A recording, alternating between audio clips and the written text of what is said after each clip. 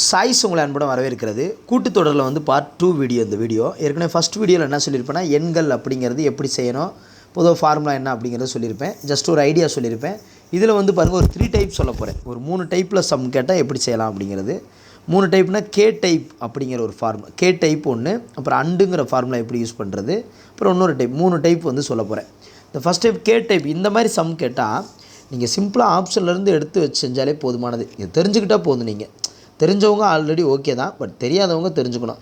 இப்போ இந்த இதில் வந்து ஆப்ஷன் எடுத்து செய்கிறீங்கன்னு வச்சுக்கோங்க, கண்டிப்பாக அதோடைய டிஃப்ரென்ஷியேட் வச்சு தெரியணும். இப்போ இதில் வந்து ஒருவேளை 3ன்னு எடுத்து செய்கிறீங்கன்னா, கே பக்கத்தில் 3ன்னு போட்டிங்கன்னா அதோடய வேல்யூ 4, இங்கே 3ன்னு போட்டிங்கன்னா 3 9. அப்போ 4க்கும் 9க்கு டிஃப்ரென்ஸ் எவ்வளவு? 4க்கும் இந்த மாதிரி ஒர்க் அவுட் பண்ணணும். அதுதான் இங்கே விஷயம். இப்போ 4 இதுக்கு வேல்யூ வந்து 4 வரும், இங்கே 3 9 வரும், இங்கே வந்து 4 12 2 14 வரும். ஸோ டிஃப்ரென்ஷியேட் பாருங்கள், 5 தான் டிஃப்ரெண்ட். 4க்கு 9க்கு வித்தியாசம் எவ்வளவு? 5. 9க்கு 14க்கு வித்தியாசம் எவ்வளவு? 5. அப்போ கரெக்டாக தானே வருது. அப்போ இதுதான் ஆன்சர். ஸோ அப்போ நேரடியாக நம்பர்ஸ் எடுத்து ஒரு 2 செகண்ட், எப்படியும் ஒரு 20 செகண்ட் ஒர்க் அவுட் பண்ணால் கூட இந்த மாதிரி சம்மை செஞ்சிடலாம். இந்த மாதிரி கேன்னு கொடுத்தா, இந்த மாதிரி கே சம்ஸ், இது வந்து கே சம்முன்னு சொல்லுவோம். அப்படியே நம்பரை எடுத்து ஒர்க் அவுட் பண்ணி வேலையை முடிச்சுட்டு போயிட்டே இருக்கலாம். ஸோ இது வந்து கே சம்.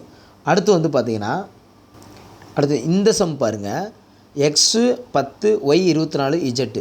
இது எப்படி செஞ்சுருக்காங்கன்னு ஒரு ஃபார்மெட் இருக்குது. பட் இதை நம்ம பார்த்தோன்னே செஞ்சிட முடியும். ஏன்னா இது வந்து கூட்டுத்தொடர் வரிசைங்கிறனால சின்ன நம்பர், அடுத்து பெரிய நம்பர், அடுத்து பெரிய நம்பர், இப்படி தான் போகும். கண்டிப்பாக அப்படி தான் போகும். ஸ்டார்டிங்கில் சின்ன நம்பர், 10 விட சின்ன நம்பர் தான் ஆரம்பிக்கும். பார்த்தோன்னே தெரியும். ஒரு கூட்டுத்தொடர் வரிசைனால அப்படி தானே போகணும்.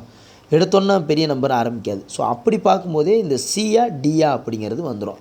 அப்படியும் இதுலேயும் பார்க்கும்போது, அந்த டீன்னு பார்க்கும்போது பாருங்கள், 3 31 இருக்குது. அப்படி வர வாய்ப்பே இல்லை. இப்படி பார்த்தோன்னா, கண்ணில் பார்த்தோன்னா அடிக்கிற மாதிரியே இருக்கும் நம்பர். புரியுதா உங்களுக்கு? ஒர்க் அவுட் பண்ணாலும் ஈஸி தான். இப்போ 3ன்னு அப்ளை பண்ணிங்கன்னு வச்சுக்கோங்க. ஃபஸ்ட் நம்பர் 3க்கும் 10க்கு டிஃப்ரென்ஷியேட் எவ்வளவு? 7. 3க்கும் 10க்கும் எவ்வளோ டிஃப்ரென்ஷியேட்டு? அப்போ 7. அப்போ 7 தான் வரணும். அப்போ 10க்கு அப்புறம் ஒய்கிட்ட 17 வரணும். அப்போ 7 தான் டிஃப்ரென்ஸு. அப்போ அந்த 17க்கு 24க்கு டிஃப்ரென்ஷியேட் எவ்வளவு? 7. அப்போ 24க்கு 31க்கு டிஃப்ரென்ஷியேட் எவ்வளவு? 7. அந்த மாதிரி ஈக்குவலாக டி வந்து ஈக்குவலாக வரணும். ஸோ பார்த்தோன்னே சொல்ல முடியும். இந்த சம் பாருங்கள், இதில் ஒன்றுமே கொடுக்கல அவங்க. 3 x 6ன்னு கொடுத்துருக்காங்க. இது ஒரு கூட்டுத்தொடர் வரிசைனால் கண்டிப்பாக 3க்கு அப்புறமும் 6க்கு உள்ளேயும் ஒரு நம்பர் வரணும். கண்டிப்பாக அது 4 5 இந்த இது சார்ந்தால் வந்தே ஆகணும். இதில் ஒன்றும் அரைன்னு கொடுக்குற அளவுக்கு இங்கே ஒன்றும் அப்படி ஒன்றும் இல்லை. இப்போ 4 5 அப்படிங்கிறது தான். ஸோ உங்கள் சிம்பிளாக வருங்க, 3 அதோட 1 கூட்டினா டிஃப்ரென்ஷியேட் வந்து 1 கூட்டினா 4, 4ஓட 2 கூட்டினா 6. அப்படி இசைத்தொடர் இப்படி தான் வரும். இசைத்தொடர்னால் இப்படி தான் வரும். புரியுதா உங்களுக்கு? ஸோ அப்படி தான் ரொம்ப அதை சிம்பிளாக நம்ம புரிஞ்சுக்கிறதுலாம் இருக்குது. ஒரு கணக்கை நம்ம எவ்வளோ தூரம் அதை புரிஞ்சுக்கிறதா தான் இருக்குது. அடுத்து செகண்ட் டைப் ஆஃப் சம். இது வந்து அண்டு ஃபார்முலான்னு சொல்லுவாங்க. அண்டு அப்படின்னா a + n - 1 d. இந்த சம்மை எங்கெங்கே யூஸ் பண்ணணும் அப்படிங்கிறது தான் இருக்குது. நீங்கள் இந்த கணக்கில் பாருங்கள், ஒரு 4 கணக்கு காமிக்கிறேன், நல்லா பாருங்கள். இங்கே பாருங்கள், இங்கே என்ன கேட்டிருக்காங்கன்னா, இங்கே வந்து நம்பர் இருக்காது. ஸோ 20வது உறுப்பு. இந்த 2 ரவுண்டு தான். ஒரு கணக்கை பார்த்தோன்னே அங்கே நம்பர் இருக்காது, 20வது உறுப்பு. அப்படின்னா இவங்க என்ன சொல்லுங்கன்னா, ஏ கொடுத்துட்டாங்க, டி வந்து நம்ம தான் கண்டுபிடிக்கணும். இந்த 2 நம்பருக்குள்ள வித்தியாசம் தான் டி. இப்போ 7க்கும் 10க்கும் டிஃப்ரென்ஷியேட் எவ்வளோன்னா 3, அதுதான் டி. அப்போ ஏ கிடச்சிருச்சு, டி கிடச்சிருச்சு. அந்த எண்ணுங்கிறது அந்த எண், இந்த இருக்குல்ல எண், 20வது உறுப்புன்னு இருக்குல்ல, அதான். அப்போ கடைசியில் இங்கே நம்பர் இருக்காது. இந்த மாதிரி வந்தாலே இந்த ஃபார்முலா தான் அண்டு ஃபார்முலான்னு சொல்லுவோம். a + n - 1 d. இதை போட்டுட்டு அந்த நம்பர்ஸ் எடுத்து அப்ளை பண்ணிவிட்டு போர்ட்மாஸ் ரூல் படி நீங்கள் ஒர்க் அவுட் பண்ணிட்டீங்கன்னா ஆன்சர் வந்துடும். இங்கே ஒர்க் அவுட் பண்ணும்போது நம்ம என்ன பண்ணணும்னா, வரிசையாக போகிறது, அப்படி போகக்கூடாது. அந்த வள்ளல் பெயர் கூட கர்ணன் தான். அப்போ அந்த வள்ளல்னால் வகுக்க வேண்டியதை வகுக்கணும், பெருக்க வேண்டியதை பெருக்கணும், ரைட்டா? அந்த வள்ளல் பெயர், அப்புறம் கூட்ட வேண்டியதை கூட்டணும், அப்புறம் கழிக்க வேண்டியதை கழிக்கணும். ஸோ இந்த போர்ட்மாஸ் ரூல் படி இங்கே செஞ்சிங்கன்னா அந்த ஆன்சர் வந்துடும். இந்த சம் ஃபுல்லாகவே அப்படி தான் இருக்கும். பாருங்கள், இப்போ 20வது உறுப்பு கேட்டிருக்காங்களா, ரைட்டு. ஸோ இந்த மாதிரி நம்பர் கொடுத்து 21வது உறுப்பு. அப்போ அந்த அண்டு ஃபார்முலா தான். அந்த புள்ளிக்கு அப்புறம் எந்த நம்பர் இல்லை. இந்த சம் பாருங்கள், இவங்க என்ன சொல்லியிருக்காங்கன்னா, பொது வித்தியாசம் மற்றும் 15வது உறுப்பை காண்க. பொது வித்தியாசம்னு கேட்குறாங்கன்னா ஒன்றும் பெரிய கஷ்டம் இல்லை. 125க்கும் 120க்கும் என்ன பொது வித்தியாசம்? 5. குறைஞ்சிக்கிட்டே வருது. இங்கே கூட்டுத்தொடர் வரிசையில் பேக்லேருந்து இப்படி கொடுத்துருக்காங்க, அவ்வளோதான். இப்படி இருந்து இப்படி கொடுத்தாலும் பரவாயில்ல, ஏதாவது ஒரு ஆர்டராக போகும். ஆனால் அப்போ 5 தான் டிஃப்ரெண்ட்டு. அப்போ ஈஸி தான். அதே மாதிரி 15வது உறுப்பு, அதுதான் எண்ணு.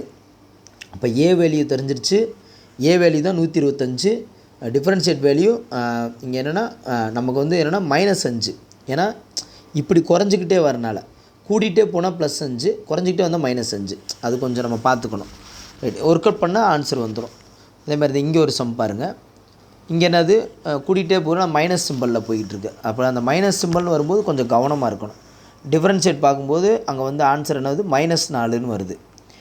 ஏன்னா சின்ன நம்பர்லேருந்து பெரிய நம்பரை கழிக்கிறோம். அப்படிங்கிறபோது -4 தானே வரும். அப்போ அண்டுங்கிற ஃபார்முலா. அப்போ இந்த அண்டுங்கிறது என்னென்னா 19வது உறுப்பை காண்க அப்படின்னா இந்த டாட்டாக வந்து கடைசி எந்த உறுப்பும் கொடுக்கல. இந்த மாதிரி கேட்டாங்கனாலே இந்த அண்டு ஃபார்முலா யூஸ் பண்ணிங்கன்னா ஈஸியாக அடிச்சிடலாம்.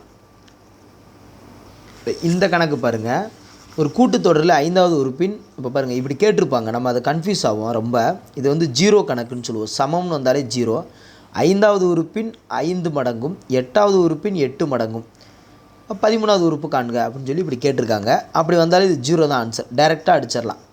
5வது உறுப்பின் 5 மடங்கும் 8வது உறுப்பின் 8 மடங்கும் சமமாக இருக்குது. அப்போ 13வது உறுப்பு என்ன அப்படின்னு கேட்குறாங்க. அப்போ 0 தான். டைரெக்டாக அப்படியே ஆன்சர் அடிச்சிடலாம்.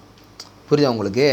ஸோ அடுத்து வந்து பாருங்கள், ஈக்குவலாக தானே வருது. ஏன்னா 5 8 13. அப்போ 13வது உறுப்பு 0 அப்படிங்கிற மாதிரி. ரைட், பாருங்கள். அடுத்து அதே மாதிரி அந்த சம் இருக்கும். 6வது உறுப்பின் 6 மடங்கும் 7வது உறுப்பின் 7 மடங்கும் சமம் எனில் கூட்டுத்தொடரின் தொடர்வரிசை 13வது உறுப்பு என்ன? அப்போ 0. இந்த சமம்னு வந்து இந்த மாதிரி இந்த மடங்கோடு இந்த மடங்கு ஈக்குவல் இப்படி வந்தாலே இது இந்த மாதிரி டைப் வந்தாலே நம்ம என்ன பண்ண, இது ஸ்கூல் புக்கில் இருக்குது, கேட்டிருக்காங்க. 0ன்னு போட்டு போயிட்டே இருக்க வேண்டியதான். இந்த சம்மும் அப்படி தான் வந்துச்சு பாருங்கள். A1 A2 இது எக்ஸட்ரா சம்மு. இதை நம்ம மைண்டில் வச்சுக்கிற வேண்டியதில்லை. அடுத்து இந்த அதே மாதிரி பாருங்கள், 85வது உறுப்பு காண்கன்னு சொல்லி இப்படி கேட்டுருவாங்க. எக்ஸுக்கு மேலே 3/2ன்னு சொல்லுவாங்க. அப்போ எக்ஸ்னா அங்கனுக்குள்ளே 1 இருக்குன்னு தானே அர்த்தம். அப்போ அடுக்கில் உள்ளவற்றை மட்டும் கொண்டு அந்த நம்பரை மட்டும் எடுத்து எழுதுகிறாங்க. அப்போ டிஃப்ரென்ஷியேட் கண்டுபிடிக்கிறாங்க. டிஃப்ரென்ஷியேட் இங்கே கண்டுபிடிக்க தெரியணும் கரெக்டாக. 3/2 -1 போட்டு இது வந்து கலப்பு பின்னம் ஆயிடுச்சு. அப்போ இதோட டி எவ்வளோ பொது வித்தியாசம்? அரை. இது எடுக்க தெரியணும் கரெக்டாக. இது ரொம்ப சிம்பிள் தான், கலப்பு பின்னம் தான். எடுத்துட்டோம்னா ஆன்சர் அவ்வளோதான். அப்போ ஏக்கு நேராக 1, ஏன்னா எக்ஸ்னால் 1 தானே. ஏக்கு நேராக 1, எண்ணு வந்து 85 -1 அது அரை. ஒர்க் அவுட் பண்ணுறோம். ஒர்க் அவுட் பண்ணி முடித்தா ஆன்சர். அடுக்கில் இருக்கிற நம்பர் எடுத்து ஒர்க் அவுட் பண்ணணும். இந்த மாதிரி வரும்போது நம்ம கன்ஃபியூஸ் ஆகக்கூடாதுங்கிறக்காக தான் இதை சொன்னேன். ரொம்ப ஈஸி தான், அது கன்ஃபியூஸ் ஆகக்கூடாது. இது ஒரு 4th டைப் ஆஃப் சம்மு. என்ன செஞ்சுருவாங்கன்னா, ஒரு கூட்டுத்தொடர் வரிசையின் எண் உறுப்புகளின் கூடுதல் இதுதான் 2n² + n எனில் அதன் 8ஆம் உறுப்பு என்னன்னு கேட்டுருவாங்க. நம்ம எதுவுமே யோசிக்க வேணாம். அந்த எண்ணுங்கிற இடத்துல என்ன பண்ணணும்? 8ன்னு போடணும். அவ்வளோதான். அப்படியே ஒர்க் அவுட் பண்ணால் வேலை முடிஞ்சு. இப்போ 2 அந்த எண்ணுங்கிற இடத்துல 8 போட்டோம்னா 8² ப்ளஸ் அந்த எண்ணுங்கிற இடத்துல 8. ஸோ இதை போட்டுக்கிறோம். ரைட்டாக இதை போட்டுட்டு அவங்க என்ன கேட்குறாங்கன்னா, எனில் அதன் 8ஆம் உறுப்பு அப்படின்னு கேட்குறாங்க. அப்போ அதை அப்ளை பண்ணிவிட்டு அதுக்கு முந்தின உறுப்பு என்னது? அப்போ அதுக்கு முந்தின உறுப்பு எண் வந்து 7ஆம் உறுப்பு. ஸோ அதையும் இதையும் போட்டு டிஃப்ரென்ஷியேட் பண்ணி கழித்து சொன்னால் ஆன்சர். அவ்வளோதான். அப்படி தான் ஒர்க் அவுட் பண்ணியிருக்காங்க. அவ்வளோதான். ஸோ டிஃப்ரென்ஷியேட் வந்து பார்த்திங்கன்னா அதன் 8ஆம் கூட்டுத்தொடர் வரிசையில் எண் உறுப்புகளின் கூடுதல் தான் இது. அப்போ அந்த 7ஆம் உறுப்பு அப்போ 2 7² + 7யும் 2 8² + 8. அந்த எண்ணுங்கிற இடத்துல 8ன்னு போட்டோம், அப்புறம் 7ன்னு போட்டோம். இதை தனியாகவும் அதை தனியாக ஒர்க் அவுட் பண்ணால் அது 105 வருது. இது 136. அதை டிஃப்ரென்ஷியேட் எவ்வளவு? 31. ஸோ அதுதான் ஆன்சர். அவ்வளோதான். அப்படின்னு சொல்லி சிம்பிளாக அது அதில் இருக்கிற நம்பர், அதில் கொடுத்துருக்கிற நம்பரை வச்சு ஒர்க் அவுட் பண்ணுறோம். இப்போ இதை கூட பாருங்கள். ஒரு தொடர் வரிசையில் பொது உறுப்பு 2n² - 3n + 1 எனில் அதன் 8ஆம் உறுப்பு காண்க. சிம்பிளாக கேட்டாங்க. இது பொது உறுப்பு அப்படின்னு கொடுத்துருக்காங்க. அங்கே எண் உறுப்புகளின் கூடுதல்னு கொடுத்தனால நம்ம 2க்கு டிஃப்ரென்ஷியேட் கண்டுபிடிச்சி நம்ம போட்டோம். இங்கே ஒரு பொதுவான உறுப்புன்னு கொடுத்துட்டாங்க.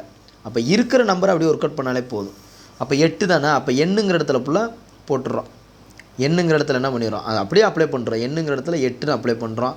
3 எண்ணா 3 8 24 அப்படியே அப்ளை பண்ணி டைரெக்டாக செஞ்சிடறோம். இதுதான் இந்த கணக்கோட ஆன்சர். இது பொதுவாக தெரிஞ்சிருக்கும் உங்களுக்கு. தெரியாதவங்க தெரிஞ்சுக்காங்க. அவ்வளோதான். அடுத்தது நான் 4 டைப் சொல்லியிருக்கேன். இப்போ என்னென்ன டைப் சொல்லியிருக்கேன்னா, கே டைப் சொல்லியிருக்கேன். கேன்னு வந்தால் எப்படி அப்ளை பண்ணணும்னு சொல்லியிருக்கேன். சமம்னு வந்தால் என்ன சொல்லியிருக்குன்னு சொல்லியிருக்கோம். அண்டு ஃபார்முலா டாட்டாக இருக்கும். கடைசியில் இத்தனாவது உறுப்புன்னு கேட்டால் அந்த and formula a + n - 1 d. அதான் அண்டு ஃபார்முலான்னு ஷார்ட்டாக சொல்கிறேன். ரைட்டா உங்களுக்கு? ரைட். அடுத்த சம்மு இந்த சம் கூட பாருங்கவே. an = -1 n 1 - n அப்படின்னு சொல்லி ஒரு ஃபார்முலா மாதிரி கொடுத்துட்டாங்க. அதோட 5ஆம் உறுப்பு என்னன்னு கேட்டிருக்காங்க. அப்போ இந்த எண்ணு பக்கத்தில் அந்த 5 5 5ன்னு போட்டுட்டு அப்படியே ஒர்க் அவுட் பண்ணுறது தான். அவ்வளோதான். வேறு ஒன்றுமே இல்லை. அவங்க கொடுத்த நம்பரை அவனுக்குள்ளே அப்ளை பண்ணுறோம். ஸோ அதுதான் இந்த கணக்கோட சிறப்பம்சம் இப்படி தான் கேட்பாங்க. நம்ம ஒர்க் அவுட் பண்ணிடலாம் நம்மளும். இந்த பாருங்கள், இந்த கணக்கும் பாருங்கள், அதே மாதிரி தான். 5n² + 3n/2 எனில் 10வது உறுப்பை காண்க. ரொம்ப ஈஸி. அந்த எண் பக்கத்தில் 10ஆம் நம்பரை போட்டுட்டு ஒர்க் அவுட் பண்ணால் ஆன்சர். வேலையை முடிஞ்சு வச்சு, வேறு ஒன்றுமே இங்கே இல்லை. புரியுது உங்களுக்கு? ஆனால் என்னென்னா கூடுதல்ங்கிற வார்த்தை வந்திருக்கிறதுனால அந்த 10ஆம் உறுப்புனா 10ம் போடணும். பொதுவான உறுப்புனா சிம்பிளாக கண்டுபிடிச்சிடலாம். அந்த உறுப்புகள் கூடுதல்னு சொன்னால் அதுக்கு முந்தின நம்பரையும் நம்ம கண்டுபிடிக்கணும். அப்போ 9ஆவதையும் அந்த 10ஆவதையும் கண்டுபிடிச்சி அதோடைய டிஃப்ரென்ஷியேட் தான் ஆன்சர். புரியுது உங்களுக்கு? இப்போ அடுத்த கணக்கும் அப்படி தான். 17ஆவது உறுப்பை காணுங்கன்னா அந்த 17 அப்ளை பண்ணுறோம்.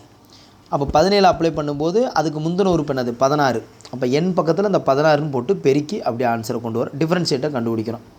ஸோ புரியுது உங்களுக்கு? இந்த டைப் புரியுது உங்களுக்கு? ஓகே.